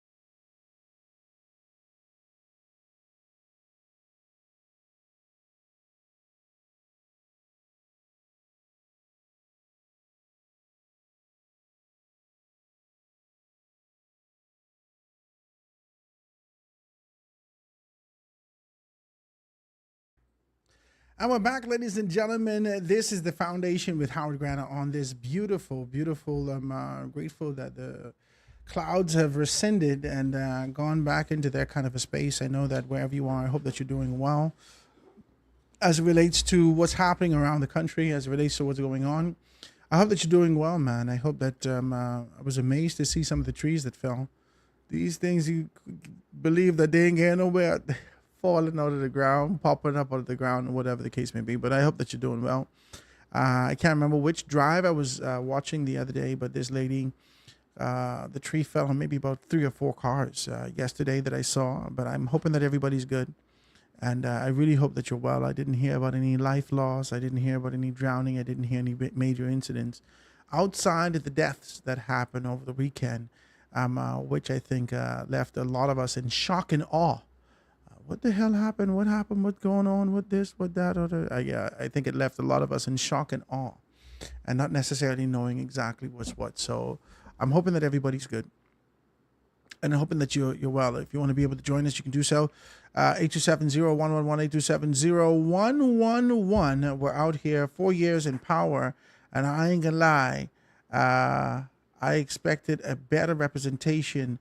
The pool and community center ain't completed. This text is coming through about Mikhail. I just see this now. Don't. How would I didn't even see it? I just see this. You must have just text this, right? I didn't see this. I was looking for it. If you watch me, I was looking for these particular things, and then I'm also there's a text that's coming through. It says transcending. It said, way to go, brother. That's a real one. And this is Mikhail Barnaby that they're being able to talk to us about. Also, now all government agencies disable access, right? The government had the responsibility by law to be able to create an environment that persons could be able to access these particular places. And that's what they were supposed to do. That their responsibility, right, after Ian Brown, and so many persons have been agitating or were agitating from the disabled community to say that they didn't have access. They didn't have the rails in the bathroom to be able to hold on to. They didn't have wider bathrooms. No government places in building those things. And this would have been maybe about, I want to tell you, maybe about 15 years ago. 15 years ago, there was significant agitation to say what needed to be done, right? And how there has never been consideration given for this particular division or sector of society. And so for Mikhail, I never thought about no Moby map, nothing. I never, and maybe because our insensitivity is that we don't have to live with this kind of debilitating thing. Yeah, we don't have to live with, and I say debilitating, I don't mean it like that. I mean like we don't have to live with an ailment. Or the deficiency of not being able to have certain aspects of things that we could be able to walk. Not until we find ourselves in person's shoes, not until we feel extremely ill, not until we find ourselves in this position where we can't take care of ourselves, then we give consideration, oh Lord, I wish I could have done this myself, oh Lord. I hate people taking me to the bathroom. Or if they just had rails here, I could do this. We've taken none of these things into consideration. Just like the consideration of the Moby map. We've taken none of this in consideration. I never think one time ever, people could ride their own wheelchair down there. Never. I would have been least surprised if I saw someone kind of, saving Private Ryan, trying to be able to, like how you used to do when you in the army, right? Like trying to be able to get to the beach. I wouldn't have been surprised to see that. I'm more surprised now to see the Moby map. I have to commend Mikhail. I have to. Win, lose, or draw, he has done tremendous. And I don't want to make it seem like this is this political thing. And I don't want to make it seem like there's a target on anybody's back. But I just have to say this, right? Win, lose, or draw, he is really putting himself in the position of accountability. And I think that that's all is required of us in this life. I think I'm convinced that this is all our portion. Our responsibility is to be able to produce to a position of clarity. That's our responsibility. Our responsibility is to be able to produce with where we are. That's it. You give me this the talent for this radio thing. Howard, you could talk well. You did this. You put me on radio now. All right. Even when you get rid of me from formality, I can find my way to be able to get to this space. So I want to commend you guys and continue to be able to encourage you to be able to move forward. Let me see if I can check these texts. Give me a text, guys. The numbers are right down there. You can be able to see it right there. Boom, 827-0111, 827-0111. You can be able to see it right there. I've been getting that down there. Also, you can be able to advertise with us. We've been talking to you about this, man. I don't want to make it seem like I'm a broken record. We go to print. The next edition should be out October 15th. We're going to be talking about a couple of things. We're going to take our time to talk about Von Miller. We know we're going to be able to talk about those things. And breast cancer also in the month of October. We're going to be able to identify that. We're going to put some stories together. Great stories that continue to be able to tug at our heartstrings. You're going to be able to deal with that accordingly and being able to bring it out. If you want to be able to put your stuff out there, if you want to be able to advertise with us and put everything out there and let us know exactly what you're doing, I'd love you to do so. I would love you to do so. Give me a call at 827-0111, 827-0111. Please forgive me. I would have had another phone by now. Look at my tape on my thing. Look at this. Oh, Jesus, Lord. Right? I would have had another phone by now, but my fella was closed yesterday. I went looking to see if he was open, I had to call my barber and ask him if he cut. And he said, how I can cut Howard? I can't even get out of my house. How I can cut Howard? He used to become a shabby yesterday. It's Monday morning. I normally just come keep myself fresh in terms of my haircut and whatnot. And fellas tell me, well, how would I come in my house and raining and the water all over the road? I said, sir, I on the road. I don't know what you're talking about. I on the road. I hear what you're saying, but I on the road. So I'm hoping that you guys are good out there and being able to do what you're supposed to do. There's some information indicating that the Democratic National Alliance is being able to come back. I heard this information, I heard this information maybe 2 weeks ago. They call me and they tell me, how the DNA coming back? I said, what the hell are you telling me that for? What you telling me that for? You telling me that like, oh, Howard, you ready? Sir, you need to calm down. If I ready, no, boy, I don't think I can bother with politics this go around. I don't think so. I can sit in the capacity of an observer. I'm not going to put myself in this kind of position where I run in for that. No. Unless there's divine intervention, unless there is the Father saying to me, this is what I want you to do. This is the direction I want you to take. I don't think that I'm going to pursue that with any enthusiasm. And so I'll sit in this particular capacity and work my work, do my thing. It's what I'll do. All right. DNA being able to get back, I don't know why you're doing that. I wonder who would be the head of the organization.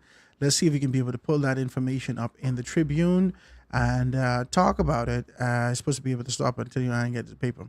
So let's talk about it and see exactly what the Democratic National Alliance look like they're going to be able to come back again. I know a lot of persons in this time are very excited about this concept and idea of politics in our country, and they want to hear and see and feel more and more and more about these particular things. But the truth is, I just don't think that it makes sense to add to the fray at this particular juncture. And that's with humility. That's not saying that they're incapable. That's not saying that they can't move. You've had a lull in the organization for some time. And unless you get the heavy hitters, and unless you get people like Dr. Minnis,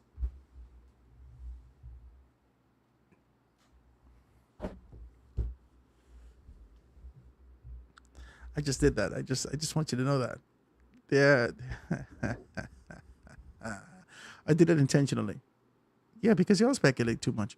We've been having this kind of casual conversation about the possibility of Dr. Minnis being able to join ranks with someone, right? The Free National Movement has already ratified Michael Barnett in that particular capacity in Kalani. So Michael already got the nomination for the Free National Movement. And then she was bodacious in her capacity, saying that, well, I know that Dr. Minnis will support me. What the hell are you talking about? Dr. Minnis say he gonna win. Say, well, no matter what, he gonna win. So now Dr. Minnis is out left in the cold as he has clung to the flag of the Free National Movement. That's what he's done. He's clung to the flag of the Free National Movement and to their banner, but they have rejected him entirely, turned their backs on him from an official standpoint. And so we're looking at this, and we tried to make a determination as to whether or not Dr. Minnis would join another organization. There has been this relentless speculation, and this sip, thick and murky, disgusting, that says, well, Dr. Minnis can start his own body. He can start another body. And Renwood can go to him. Oh, man, it's a lot. It's a lot. But now with the formality and familiarity of the DNA being reintroduced, the question is whether or not this would be enticing enough, visually appealing enough, if there is an appetite, a thirst to be able to get Dr. Minnis in an organization of this particular magnitude or in a space like this. Dr. Minnis, reform, I don't know. I asked Branville this before. This is the first time. Branville McCartney came. Information came. Do you have that thing on? Do you have the thing on? Information came from us, right? And I keep asking him if he have this. I don't know. He have this kind of a lavender or something, and this thing trying to put me. I don't know what the hell you doing. You think you come here to sleep? I come here to sleep, stir. What the hell you trying to do? What you doing? Right? What are you doing?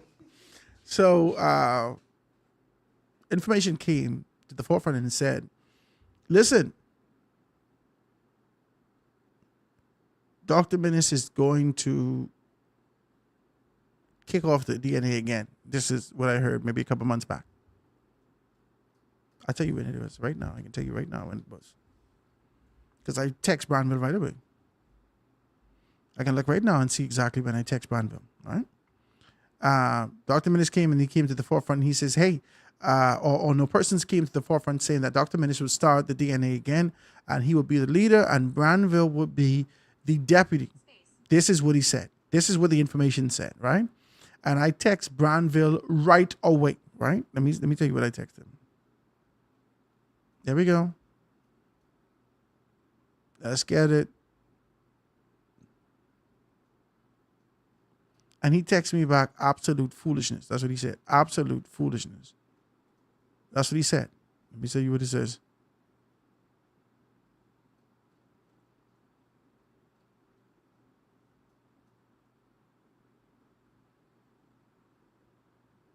He hit me up and I tried to say, where was it? I sent the information to him and we laughed at it. And I said, hey, listen, you're my guy. Are you starting the DNA over again? He said, Howard, absolute. Okay, here we go. Right here. Foolishness. Foolishness. That's what he says. And this was on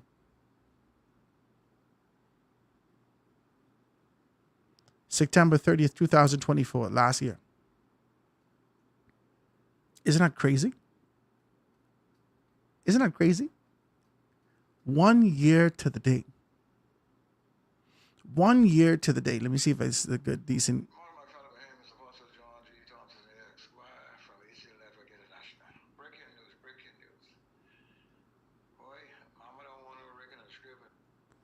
I can play it for you. I can play it for you. I can send it to you. I don't know if I hope it ain't got no cussing. You say apostle, so I can be able to. I can send it to you, right? Let me say it. I can send it to the next one, and I'll play it. Right? But I can play it for you. This was September of last year. September 30th. The exact date. September 30th, 2024. September 30th, 2024. Let's see if I can be able to do this and find out exactly what's what. Let's open it up and see if I can be able to play it right now for you guys so you can be able to hear and see exactly what we're saying. Right? Yeah, I can look for it right now. This phone is freeze. Oh, Jesus. This is one of the most shameful phones I ever had in my life. I lie. I had some phones worse than this. I had to hold it up in the air and all. You remember that phone? I can't get no signal like this. You hold it in the air, right? Oh, Lord, I can't. This thing freezing. Okay, hold on. There we go.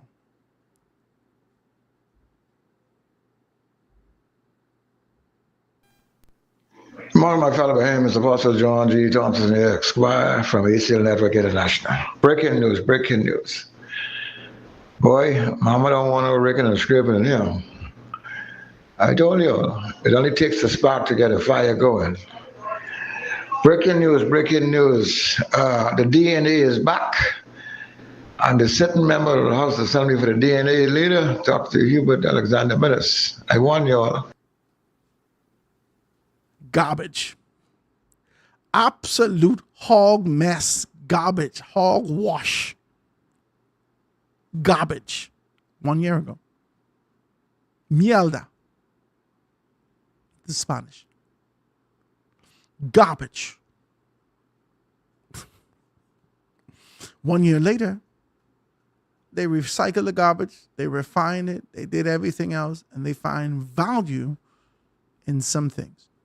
Now, I don't know whether or not there's any affiliation with Dr. Minnis or Branford McCartney, but based upon what I would have heard, it sounds as though these particular persons who were associated and affiliated with it last time, 2017, would have found themselves in the position of being able to serve in the capacity again. I don't know. I would call the name, but I read the story yet, so I'm waiting on the story to be able to identify some things. Democratic National Alliance announces return 4 years after former leader departs. 4 years after. Stephen was in a particular capacity at one point as leader in that organization, and then I don't know what happened. The organization fell apart. Persons are absorbed into the Free National Movement. They absorbed into all these particular folds, and now they find themselves back in this particular position. And I don't know whether or not you could be able to amalgamate the kind of support that you had for the DNA prior. Let's talk. Let's talk. Let's tell me the truth. I don't know whether or not you're going to be able to find the support of persons, because that's what if persons are looking to support someone, they've already identified. Hey, listen, we're supporting the FNM, or we're supporting the PLP. We're going back home, or we've decided to be able to support Lincoln. You may be able to get a few people, but you represented, I think, 13% in 2012, and that kept on depreciating. Is there any hope and expectation that the value of the organization will increase? That people will look back at the DNA and say, oh my God, you've returned. I don't think so. Hey, listen, this is an organization that I was a part of. This is an organization that I ran for. This is an organization that I left Grand Bahama for, in so many words. This is an organization I wanted to be a part of for my lifetime. That, in my view, this was an organization that was mine. In a sense, to say that I was prideful, the way that my mother was prideful for her Free National Movement. I wanted something to be mine. The FNM wasn't mine. Still ain't.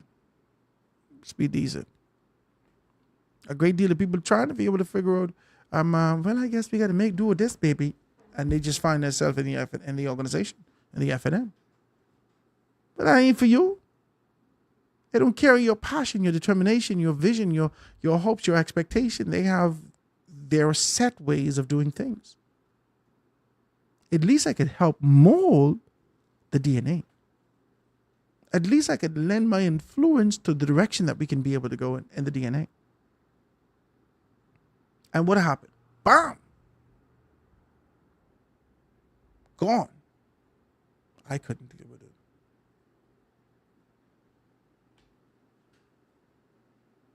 I couldn't deal with it.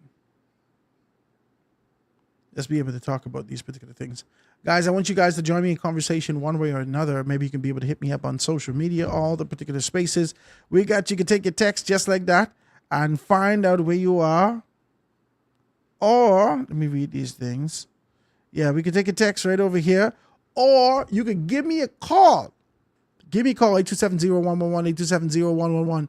We can be able to talk about these things. It's a great deal of things happening out here. Is the DNA coming back? Does it make sense? Does it make sense for them to be able to do that? It's a question that I'm putting to you. Is the DNA coming back? And if they are, does it make sense? And let's talk by-election. When we get back, we're going to be able to identify a couple of these things very quickly about the possibility of what can happen in the by-election in Golden Isles in the event that the government calls that, or being able to go to a general election. I don't think they should go to a general election. I think they should be able to take their chances with the by-election to identify these particular things. We're going to talk about that right after this.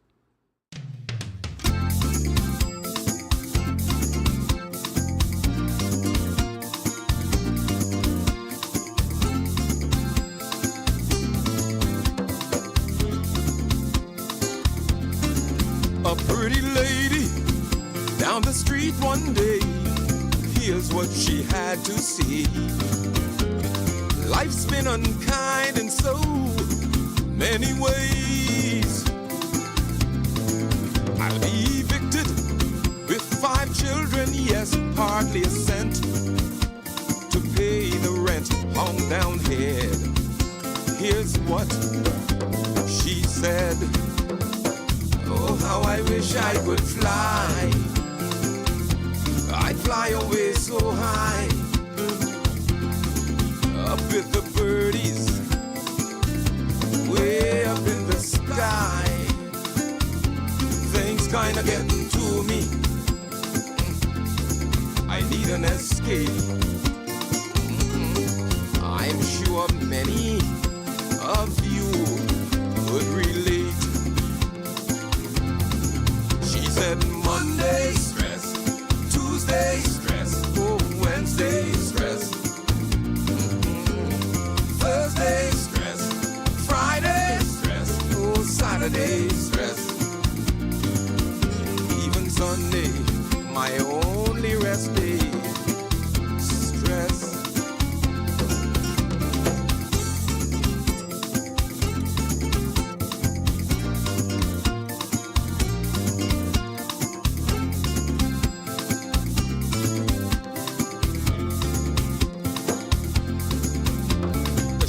And the group are going steady in the deep blue sea, living as one big happy family. Till one day the shark got hungry. The group cried, no shark, don't eat me. Shark shook his head. He said, once you're dead, you're free. The grouper escaped and cried Monday stress, Tuesday stress, oh Wednesday stress, Thursday stress, Friday stress, oh Saturday stress,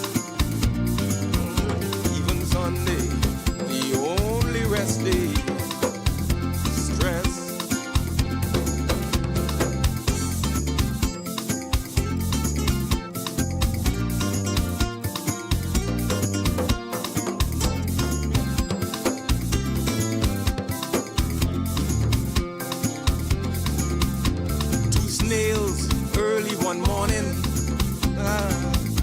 set out to cross the street. All day long crawling in the burning heat. As they neared the other side late that evening, a truck went speeding past. The one snail looked at the other and said, you know, if we wasn't fast, what a laugh. They said Monday stress, Tuesday stress, oh, Wednesday stress, Thursday stress, Friday stress, oh, Saturday stress, even Sunday, the only rest day, stress.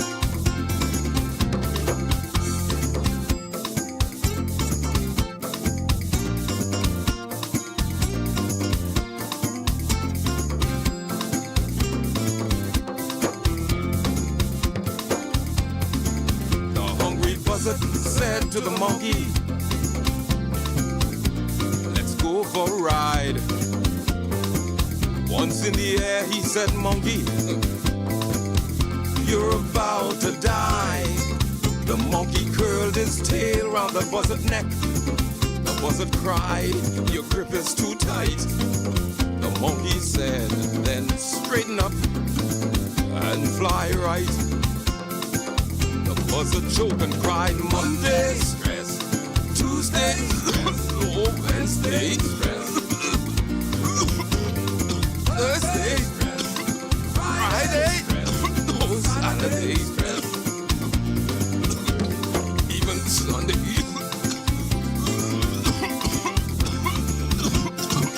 Please, monkey. Monday stress, Tuesday stress, oh, Wednesday stress, Thursday stress, Friday stress, oh, Saturday stress, even Sunday, the only rest day, oh, stress. Monday stress.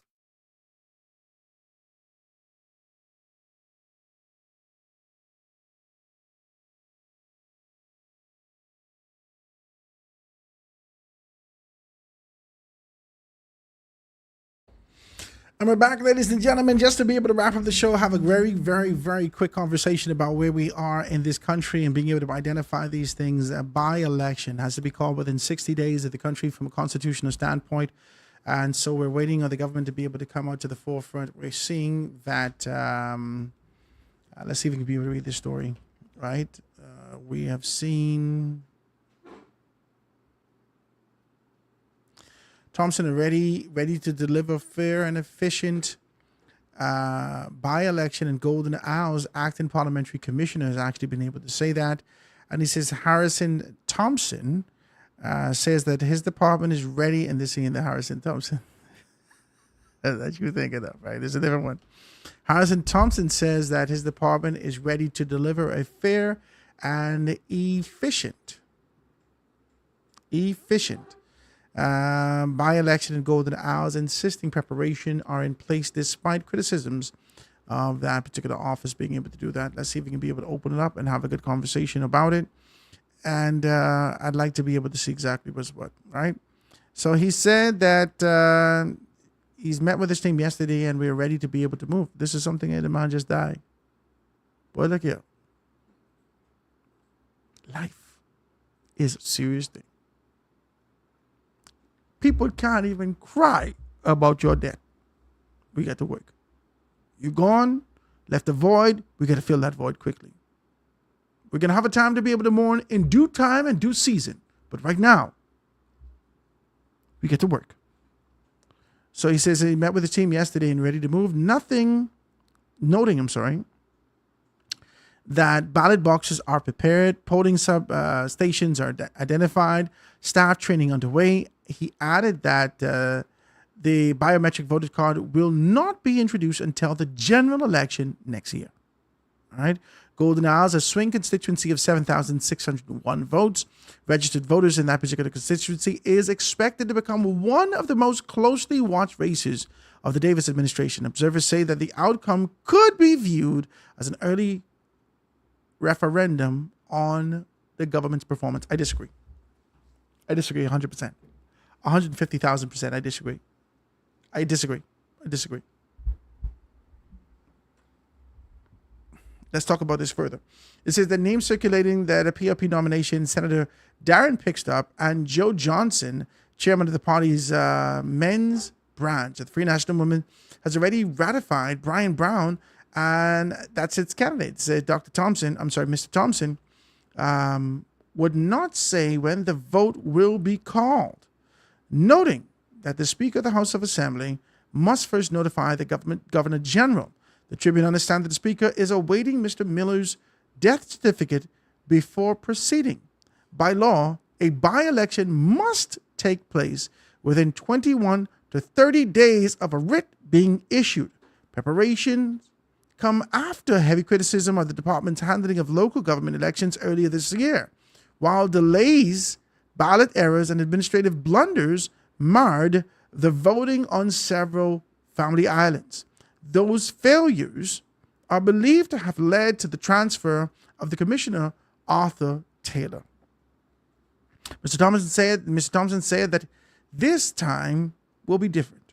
I can assure the Bahamian public that we are ready and we're going to be efficient, effective, and we'll ensure that the right policies are followed and we'll have a fair election. This is what he said. I want to just be able to circle back to something.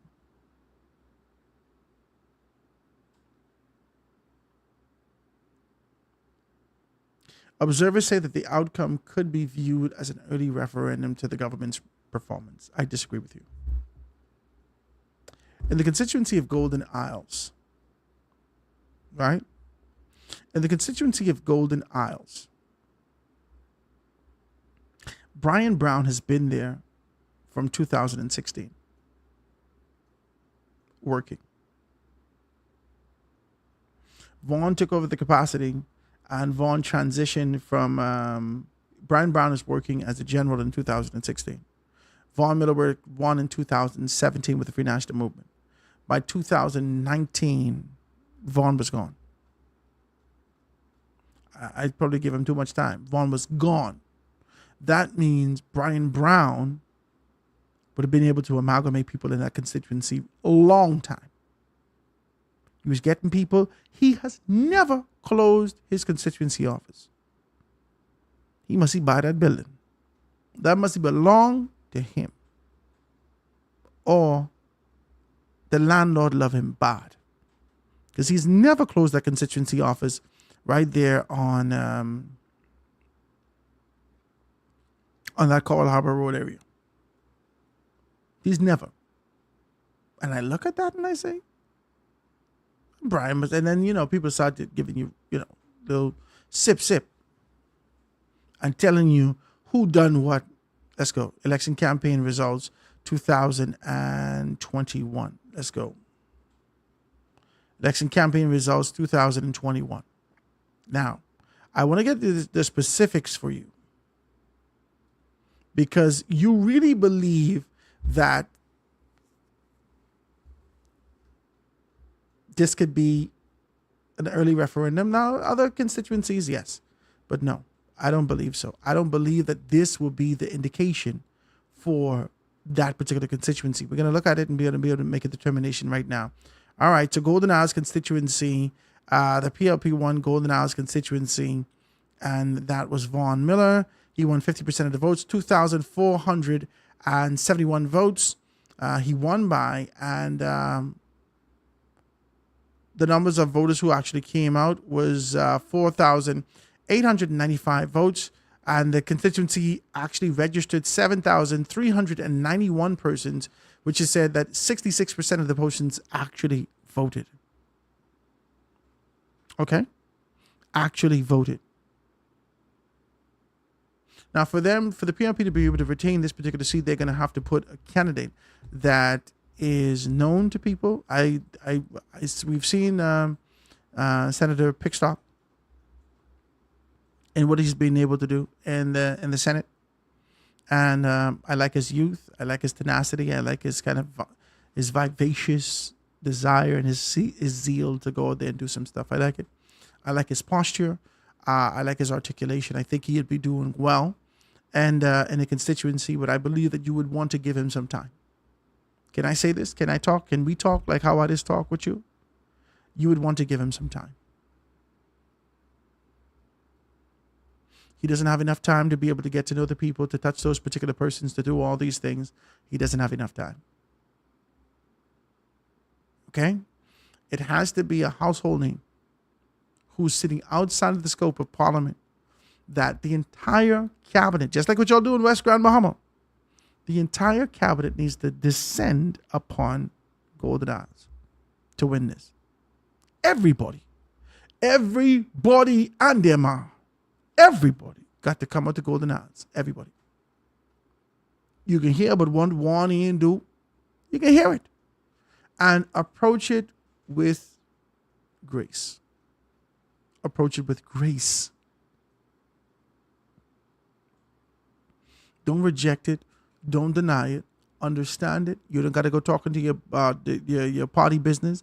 Don't say, well, he wasn't going to get the nomination next time, no how, so you might say, no. Approach this with grace. And remember, Vaughn Church in the constituency, Vaughn know this person's in this constituency. For better or for worse, he won twice consecutively. Okay? He won under the Free National Movement and he won under the Progressive Liberal Party. And for you to be able to beat this, we're going to have to be able to see the unification of the PLP. For you to beat Brian Brown. Brian Brown has amalgamated the strength of those people in that constituency. That's why I tell you, I can't gear and gauge the PLP's performance against Brian Brown's steadfast commitment in this constituency. I can't do it. I can't. It may be too early, but we had already identified if Vaughn stays in that constituency, Brian would have won that. Yeah, because this whole year, man, this pound for pound, blow for blow, Vaughn would have already had an opportunity with the Free National Movement and with the PLP. And there was a level of discontent, this disconnect that existed, even though he served in both capacities under both political arms, both political umbrellas. Okay? There was a disconnect, and persons were still dissatisfied. They lacked satisfaction with some of the service that he rendered. He's gone now. But we were having conversation about the possibility that even if he had stayed in this kind of a capacity and vied for another chance,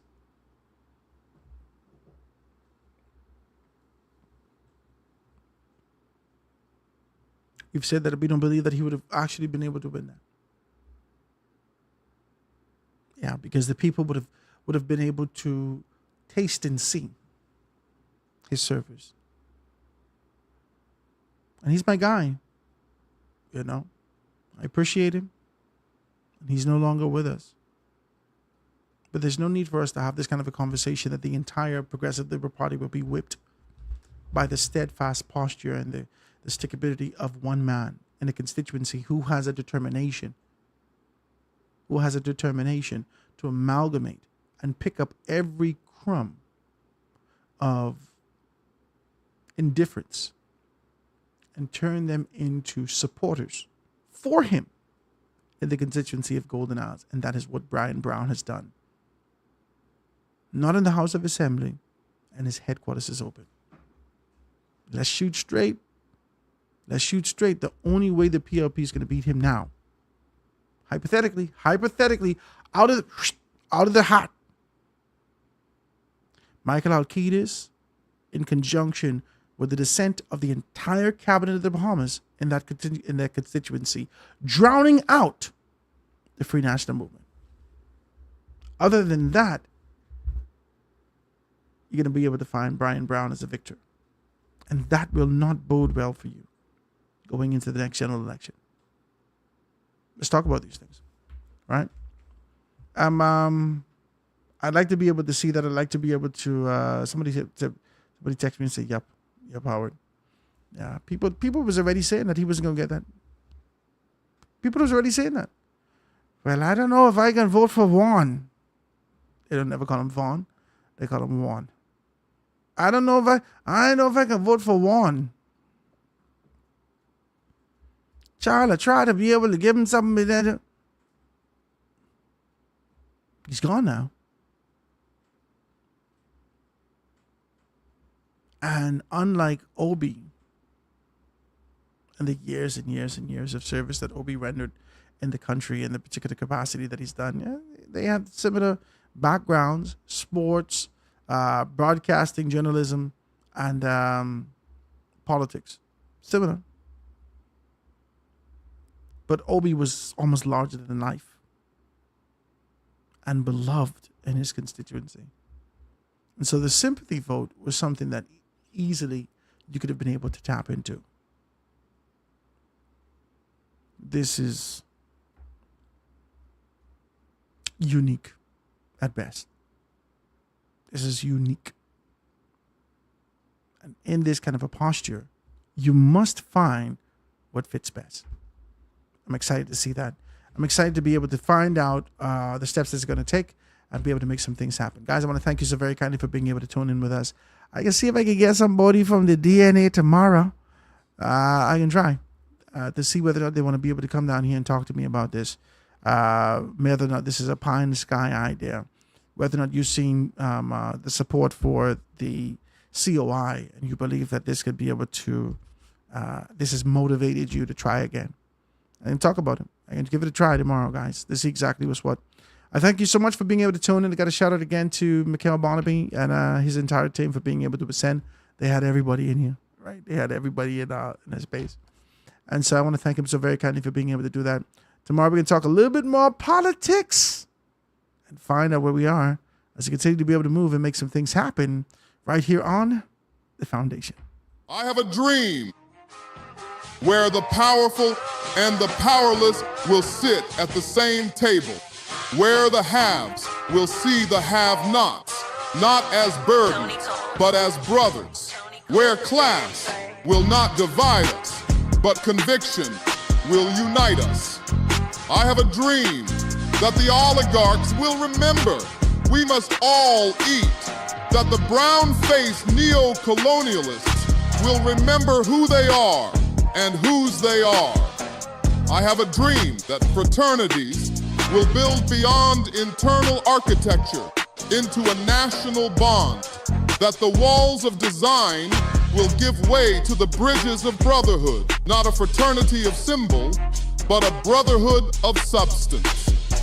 I have a dream that we remain focused, that we stay in our conviction and remain fearless, that we double down